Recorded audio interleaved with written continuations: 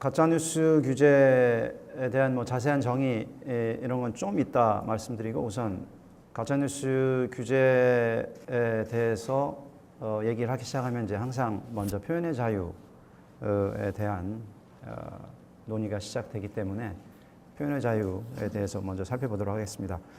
표현의 자유 기본 원리는 표현의 내재적 가치, 즉 표현 스스로가 가지고 있는 가치에 대한 논의가 먼저 있죠. 인간성의 어떤 근원이 표현이 아닌가 생각을 합니다. 사상과 감정을 그냥 소리로서 표현하는 것이 아니라 어떤 정제된 메시지로 표현을 할 수 있다는 것, 그런 인간성의 보호를 위해서 표현의 자유가 필요하다는 그런 이론이 있고요. 또 표현의 도구적 가치를 이유로 표현의 자유를 정당화하는 분도 있습니다. 대표적으로 사상의 자유시장론을 많이 들어보셨을 겁니다. 사상의 자유시장론은 진실은 어떤 제사장 같은 분이 이렇게 점지를 하는 것이 아니고 계속된 그 대화 속에서 어떤 주장에 대한 반박, 또 그 반박에 대한 재반박, 그리고 그걸 보는 청중들의 참여, 이런 거를 통해서 점지되는 것이 아니라 현출되는 것이다. 그래서 경제학에서도 나오는 이론입니다만, emergence. 그래서 전체적으로 나타나는 그 전체 시스템에서 나타나는 것이다. 그런 이제 현대적인 이론과도 맞닿아 있는 이론입니다. 그래서 진실을 찾아가기 위해서 표현의 자유가 필요하다라는 얘기도 있고, 또 표현의 자유는 민주주의를 위해서다. 민주주의가 형식적인 민주주의는 민주주의의 가장 기본은 뭐겠습니까?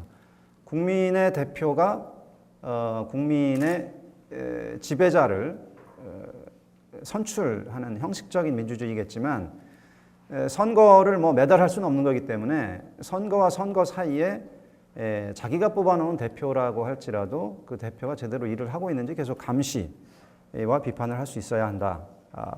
그래서 이런 표현의 내재적 가치와 도구적 가치들이 표현의 자유를 보호해야 할 이유로 제시가 되지만, 가장 그 유력한 것은 표현은 인터랙티브하다는 이론이라고 저는 생각합니다. 즉 표현이 어떤 결과가 있다면 그것은 청자와 화자의 합작품이다. 말을 한 사람과 그 말을 들은 사람의 합작품이라는 것입니다. 그래서 표현의 결과는 청자, 그 표현을 들은 사람의 어떻게 정보 처리를 하느냐에 따라서 미디에이트 된다는 겁니다.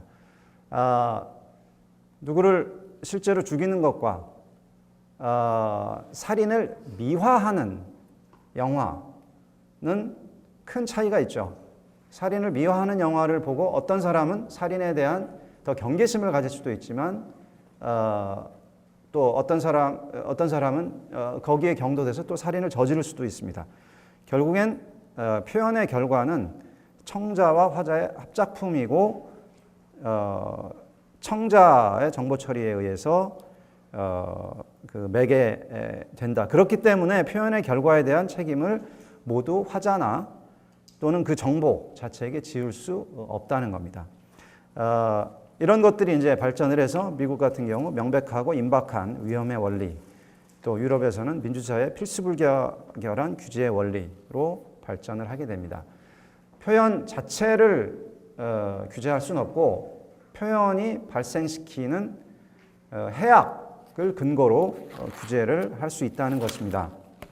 그래서 허위 주장에 대한 규제들을 다 살펴보면 명예훼손, 사기, 저작권, 폭탄 헛소문법이라고 외국에 있는 법인데 우리나라도 비슷한 법이 있을 것으로 보입니다. 아직 찾아보지 못했고요. 또 위증, 위조, 또 아동 포르노그래피, 심지어는 우리나라에는 없는 혐오 표현 규제까지도 전부 다 살펴보면 어떤 그 표현 자체가 바람직하지 못하다는 표현 자체에 대한 평가보다는 표현이 발생시키는 해악이 명백하고 임박한다는 것을 알 수가 있습니다.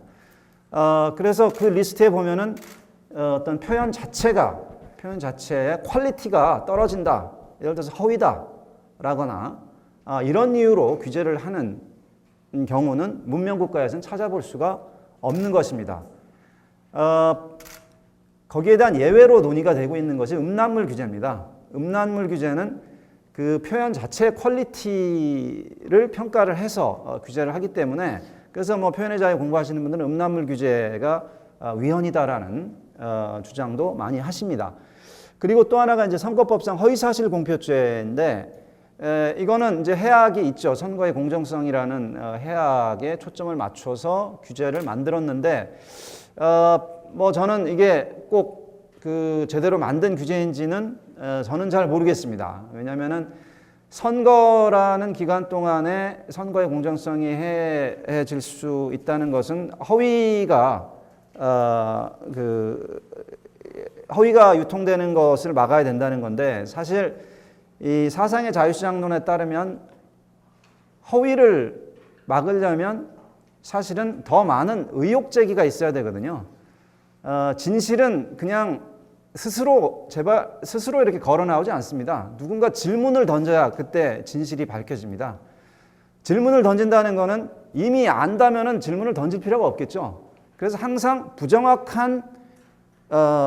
부정확한 근거를 가지고 의혹을 제기했을 때 진실이 뚜벅뚜벅 걸어 나올 수 있는 거죠. 그래서 선거법상 허위사실 공표죄도 상당한 문제가 있지만 어찌됐든 전반적으로 어떤 주장이 허위라고 해서 규제하는 경우는 없다. 청자와 화자 그리고 그 화자에 의해서 그 청자에 의해서 미디에이트된 결과가 어떤가에 대해서 규제가 있을 뿐이다.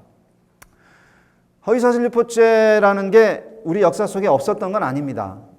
그래서 보통은 공익, 혼란, 뭐 예를 들어서 허위사실 유포죄도 어떤 대의 명분이 있죠. 예를 들어서 공익을 해하기 위해서 허위의 통신을 한 자, 또는 사회 혼란을 위해서 허위를 퍼뜨린 자, 이런 식으로 포장되어 있지만 공익이나 혼란 이렇게 불분명한 애매한 이유로 표현을 규제하는 것은 위헌이고 인권 침해로 받아들여지고 있습니다. 그리고 역사 속에서는 실제로 권위주의 정부에서 진실된 비판을 억압하기 위한 도구로 사용돼 왔다는 것이 국제인권가의 국제인권계에서는 계속해서 확인하고 있는 겁니다. 우리나라도 유신 정부의 긴급조치 1호의 첫 번째 신설범죄가 바로 유언비어 유포죄였고 그것 때문에 이제 많은 분들이 감옥에 갔다가 지금 지금 이제 재심을 받고 보상금까지 받고 있는 이제 그런 참 슬픈 상황이죠. 그래서 이런 이론적인 이유 또 역사적인 이유 때문에 허위사실 유포죄는 매우 금기시되고 있습니다. 우리나라는 허위사실 유포죄에 대해서 최근에 경험이 있었죠. 인기 경제 블로거 미네르바가 미국에 수출하는 대기업들에 유리하게 환율을 가다듬는다. 정부가 이것에 대해서 이제 비판을 하고 소셜 미디어라는 게 없었던 때 팔로워라는 개념이 없었을 때 20만 명의 수십만 명의 팔로워들이 있었던 그런 블로거죠.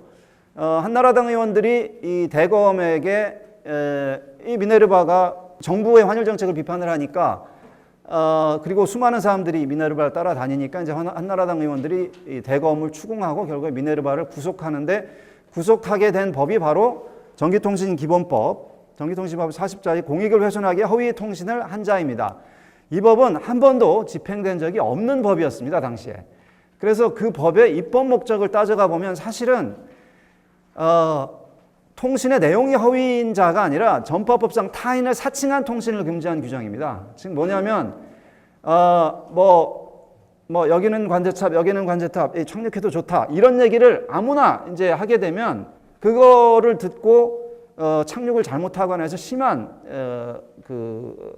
재앙이 있을 수가 있죠. 그래서 탈사칭하지 못하도록 한 통신이고 여러 형태의 전파 규제에는 이것을 금지하는. 그래서 이거 비슷하게 뭐 이제 군 형법에도 뭐 저기 초소에서 사칭을 하면 안 되는 그 초소 사칭 금지죄 뭐 이런 것들이 있는데 어찌됐든 검찰에서는 급하니까 이 법이 결국 허위사실 유포죄라고 주장을 해서 처벌을 하려고 했는데 이분이 블로그 글을 한 280개인가 썼습니다. 근데 그 중에서 사실 허위라고 잡아냈던 게 이 두 가지입니다. 블로그에서는 외환거래 중단 공문 1호라는 표현이 나오는데 사실은 이런 공문을 보낼 리가 없죠. 그럼 환율 조작국으로 찍히니까 그 전화로 외환거래를 자제하라는 얘기를 하게 됩니다. 또 외환거래 중단이라는 표현이 있는데 사실은 외환거래가 그렇게 한꺼번에 중단되진 않죠. 이렇게 비공식적으로 하기 때문에. 그래서 외환거래가 그냥 거의 중단됐었습니다. 그리고 사실 이런 것 때문에 지금 사람이 구속된다. 이 정도의 그 사실의 부정확 때문에 사실 누가 감옥에 가야 된다고 하면 저도 제 논문 이렇게 다 뒤져보면 이 정도의 부정확성은 항상 있게 마련입니다. 결국에 이분은 이제 무죄를 받았고요. 그리고 나아가서 이 법 자체도 위헌 판정을 받게 됩니다. 그래서 공익만으로 어떤 공익훼손을 이유로 허위주장을 처벌하는 것은 그걸로는 명확한 이유가 되지 않는다. 전에 말씀드린 그 여러 허위 주장 규제들을 보면 사기, 명예훼손 이런 거 보면 또 명확한 이유가 있죠. 근데 이건 공익을 훼손하기 때문에 처벌해야 된다. 이거는 그 헌법과 부합하지 않는다라고 한 거죠. 결국에 허위사실유포죄는 실제로 허위에서 발생하는 해악을 통제하기 위한 것이었느냐, 아니면 어떤 국가 보위를 위해 사법 권력을 동원했던 것이냐. 결국은 이 당시 이제 다음 아고라가 그 당시에 다음 아고라에는 정말 소위 그 고수들이 많이 분야별로 그 의견을 주고받는 그런 플랫폼이었는데 이 이후에 많은 블로거들이 절필을 하게 되고 다음 아고라는 피폐화의 길을 걷게 됩니다. 국제인권 기준을 살펴보면 이미 1992년도에 캐나다 대법원에서 유태인 대학살 부인죄에 대해서 위헌, 또 2000년도에 차반두카 앤 초토 사건에서 군인 소요 가능성을 보도한 기자들에게 대중을 동요하기 위해 허위주장 배포한 죄라고 해서 그 당시 무가베 대통령이죠. 그 철권 통치를 50년 넘게 했던 그 무가베 대통령이 이 기자들을 이제 처벌하려고 했더니 역시 그 엄혹한 시간에도 짐바브웨 대법원은 위헌 판정을 내리게 됩니다. 그리고 우리나라 미네르바 케이스가 있고 2017년 케냐에서 안다레 사건에서 이제 그 다른 정치인, 라이벌 정치인을 페북 댓글로 소녀 성착취를 했다, 이렇게 날조해서 비난을 한 것에 대해서 이걸 그냥 명예훼손으로 하면 될 텐데 마침 또 케냐가 명예훼손 형사처벌을 또 폐지를 했어요. 그래서 결국에 이제 이 허위사실 유포죄로 하려고 하다가 역시 위헌 판정이 내려지게 됐습니다. 좀 더 깊이 왜 허위사실 유포죄, 우선 뭐 전체적인 표현의 자유 이론과 부합하지 않는다는 걸 알게 됐는데 그러면 허위를 그렇게 보호해야 되는 이유가 뭔지 좀 살펴보도록 하겠습니다. 준델 대법원이 얘기를 하는 건데, 환경운동가가 브리티시 콜롬비아주에서 열대우림이 사라지고 있다는 주장이 과학자들에 의해 허위로 밝혀질 것이 두려워 그 주장을 하지 못하는 것이 옳은가? 산림산업에 악영향을 끼칠 수, 산림산업은 이게 목재산업이죠. 목재산업에 악영향을 끼칠 수도 있지만 환경운동가가 저런 얘기 할 수 있다는 겁니다. 또 인근의 원자력발전소가 아이들의 건강을 위협하고 있다는 말을 아이들의 건강을 위협하고 있다는 말을 하는 것이 또 두려워서 하지 못하는 것, 또 의사가 뇌수막염이 유행이라는 말이 허위로 밝혀질까 봐 못하는 것, 또 소수민족이 자신의 동료들의 상황을 정부가 무시하고 있다는, 그러니까 어떤 구조적인 차별이 있다는 얘기죠. 그 얘기를 하는 것이 두려워서 못하는 것이 바람직하냐. 여기서 이 사례들의 공통점은 화자가 어떤 선의를 가지고 사회적인 문제를 지적을 하려는 거죠. 그래서 화자가 가진 선의에 의해서 형성될 수 있는 공익의 가치가 이게 혹시 좀 과장됐다고 해서 열대우림이 사라진다는 그 주장, 또 월자력 발전소 아이들의 건강을 위협하고 있다는 이런 주장이 발생시킬 수 있는 뭐 목재 산업이나 뭐 원자력 산업이나 또는 기타 다른 당사자들에게 끼칠 수 있는 해악보다는 훨씬 더 중요하다라고 생각을 한 거죠. 심지어는 의도적인 허위도 표현의 자유를 떠받치는 가치들과 관련되어 유용한 사회적 역할을 수행할 수 있다. 동물학대 반대 운동가가 통계를 조작하여 동물학대 건수가 증가하고 있다. 또 의사가 유행 바이러스 대응을 독촉하기 위해서 유병률과 유병 지점을 조작했다. 또 예술가가 특정 사회에선 진실에 반하는 것으로 여겨지는 주장. 살만 루시디 악마의 시 같은 작품이죠. 이 경우 이슬람권에서는 이게 허위 주장이 들어 있다고 해가지고 살만 루시디에 대해서 어떤 살인령을 내린 적이 있었죠. 모든 그 무슬림들이 이제 살만 루시디를 죽여도 좋다라는 살인령을 내린 적이 있었죠. 이 모든 주장들은 정치적 참여를 독려하는 가치가 내재되어 있다. 물론 화자가 일정한 그 의도적인 조작을 하고 있는 거니까 약간의 악의는 가지고 있다고 보여지지만 이것은 사상의 자주시장에서 다투어져야 할까 아니면 형사처벌로 다루어져야 할까 이런 질문을 던지고 있는 겁니다. 이 판결문의 내용을 좀 정리를 해보면 우선 허위와 진실은 구분하기 어렵습니다. 사실은 진실의 조건이 무엇인지 다루는 학문이 따로 있습니다. 200년 넘게 존재해왔던 과학 철학에서 논의하는 게 바로 저겁니다. 진실이란 무엇일까? 가장 지금 유력한 설은 칼 포퍼의 반증 가능성 이론이죠. 과학이라는 건 반증할 수 있는 허구를 제시하고 반증에 실패하면서 진실의 범위를 넓혀가는 학문이다. 그래서 진실의 범위가 넓혀지려면 어떻게 해야 돼요? 계속 허구를 던질 수 있어야 된다는 겁니다. 허구.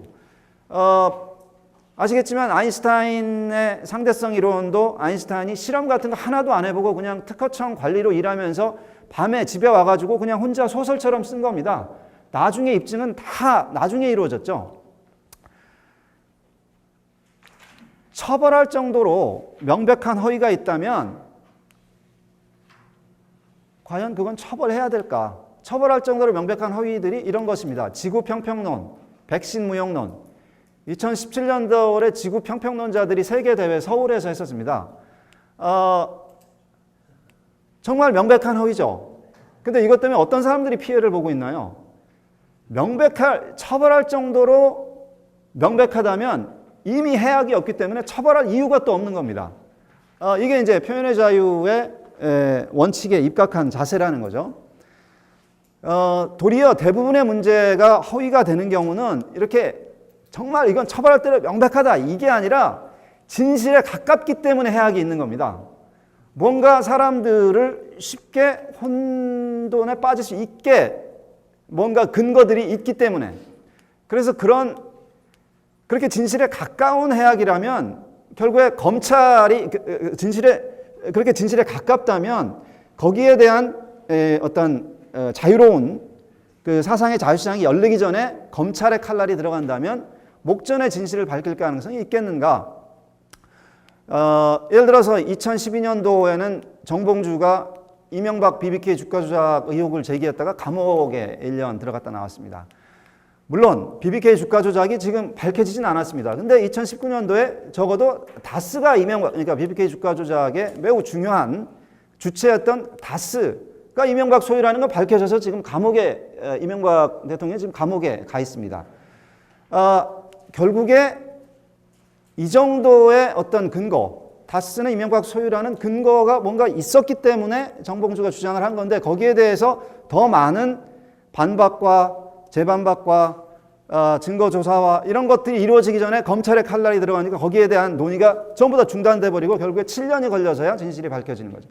이게 사실 이거보다 제가 더 좋은 예로 들고 있는 게 이제 황우석 연구 사기 건입니다. 황우석 연기 사기 건은 기억하시는지 모르겠지만은 사람들이 그러니까 진실을 더 밝혀야 되겠다고 하면서 사회 전체적으로 자원이 투여되는 그 과정이 어떻게 이루어지냐면 황우석 씨가 공개한 그 테라토마 사진들이 이렇게 13개인가가 있는데 그 사진들 잘 보니까 하나의 테라토마를 다양한 각도로 찍은 거다라는 걸 누가 밝혀내냐면 그냥 네티즌들이 보고 이 사진은 이 부분을 돌린 거와 비슷하네. 저 사진은 이 다른 사진을 돌린 거와 비슷하네. 이런 다중지성적인 과정을 통해서 의혹 제기가 이루어지고 그 수많은 사람들이 의혹 제기를 한 때문에 결국에 뭐 PD 수첩이며 물론 이제 결국은 그 중요한 그 제보자가 있었지만 그 제보자도 인터넷에서의 그런 의혹 제기가 파도처럼 파고가 올라가면서 자기도 자신감을 가지고 이제 PD 수첩에 제보를 하고 결국에는 연구 사기가 밝혀지게 된 것이거든요.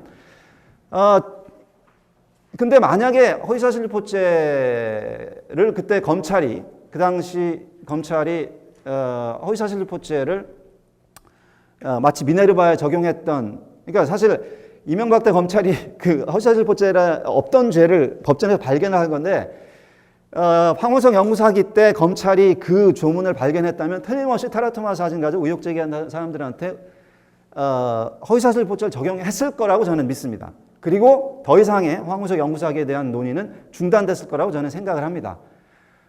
진실은 항상 숨겨져 있습니다. 진실이 뚜벅뚜벅 걸어 나오게 만드는 것은 오직 의혹 제기뿐입니다. 결국 허위에 대한 그 사회의 대응은 깨어있는 시민, 언론의 각성이라는 것은 더 정확한 그 보도를 위한 그 사실 확인, 그리고 더 중요한 것은 더 많은 사실이 공개돼야 된다는 것입니다. 우리나라는 진실이라도 명예훼손이면 처벌을 하고 있습니다. 그것 때문에 실제 감옥 가는 사람들은 많지 않지만 벌금 내는 사람들은 많이 있고 결국은 진실도 불법이다 라는 공감대가 형성되어 있기 때문에 더욱더 타인에 대한 또는 기업에 대한 이런 비판을 하기가 매우 어렵게 되어 있는 상태입니다. 왜? 아무리 진실을 조사를 해서 글을 올려도 그것도 처벌 대상이 되기 때문에 조금이라도 그 진실로부터 조금이라도 100% 진실에 자신이 없는 명제는 그 인터넷에 올릴 수가 없는 상황이 되는 거죠. 또 공공데이터 개방입니다. 우리나라 판결문이 아시는지 모르겠지만 우리나라 대법원 판결문 1% 미만 공개됩니다. 또 그 하급심은 0.5% 미만 공개됩니다. 물론 원하는 판결문을 받는 방법도 있습니다. 근데 이게 돈이 무지하게 많이 듭니다. 법원 도서관에 가서 뭐 3개월을 기다리거나 이게 사람들이 이제 줄을 서기 때문에 아니면은 인터넷 열람 검색을 하면서 판결문 하나 볼 때마다 1,000원씩 내거나 판결문 하나에 1,000원이면 안 비싸다고 생각할지 모르지만 원하는 판결문을 하나 찾기 위해서 검색을 몇 개를 보고 여러분 연구해 보시면 알겠지만 원하는 논문 하나 찾기 위해서 논문 몇 개를 읽습니까? 판결문 100개 보고 원하는 거 하나 찾는 거거든요. 그럼 판결문 하나 찾기 위해서 10만 원씩 내야 되는 겁니다. 그러니까 사실은 전혀 판결문 공개 이루어지지 않고 있다고 보시면 되고요.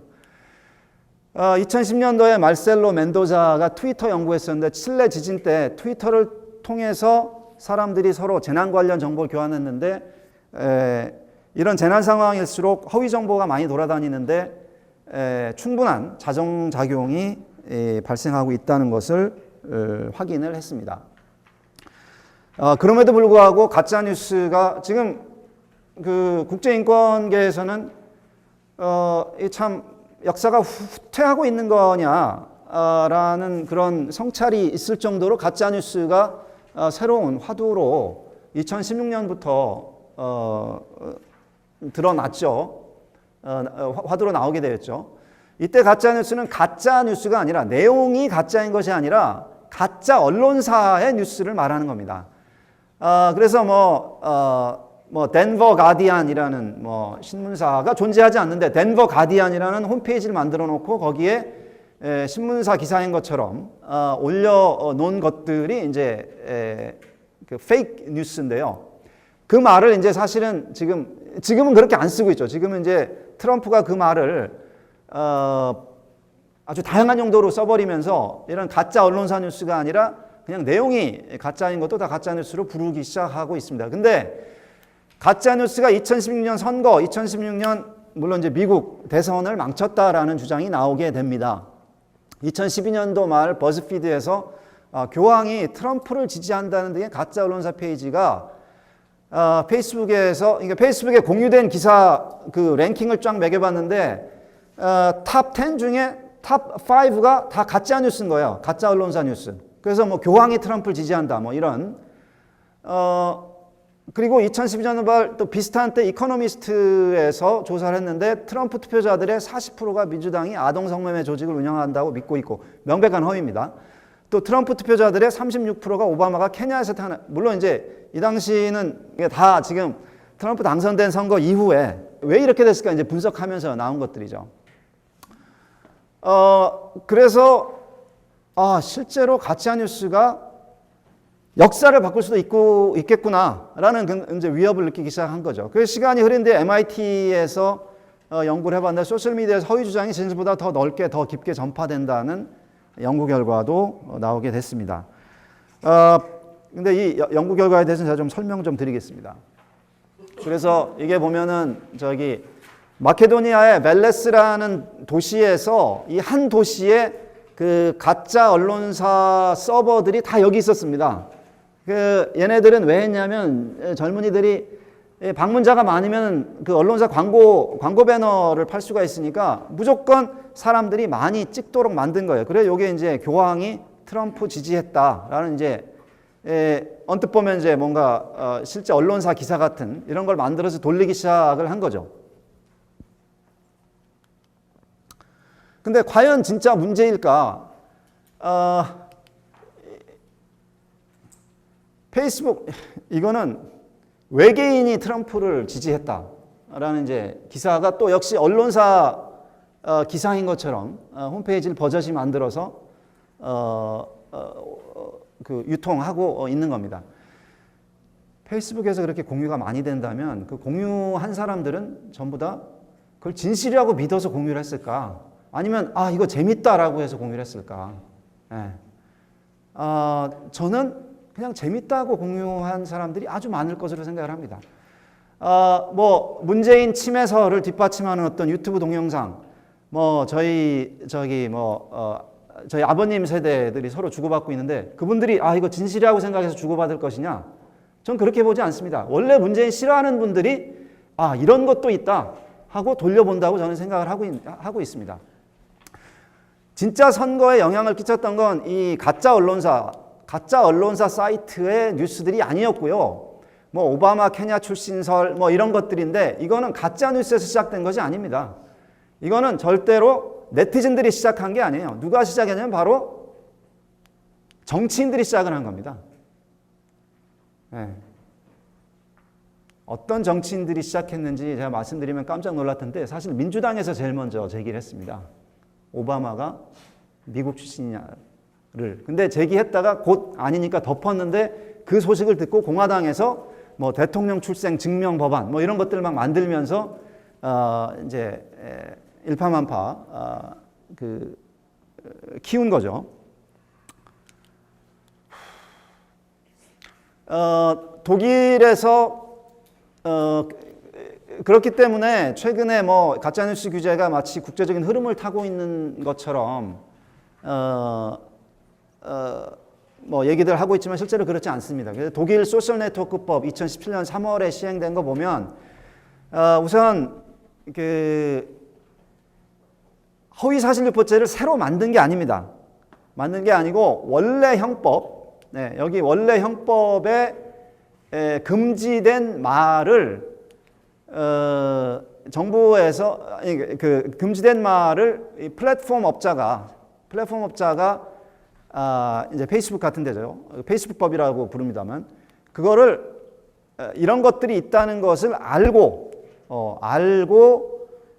내리지 않으면 뭐 벌금을 매긴다, 이제 이런 법입니다. 그래서 허위사실포죄를 만들 게 아니고 기존 형법이 불법으로 정해진 정보를 가지고 하는 거고, 또 게시자에 대한 형사처벌이 있는 것도 아니고 플랫폼 업자에 대한 벌금으로 끝나고 있습니다.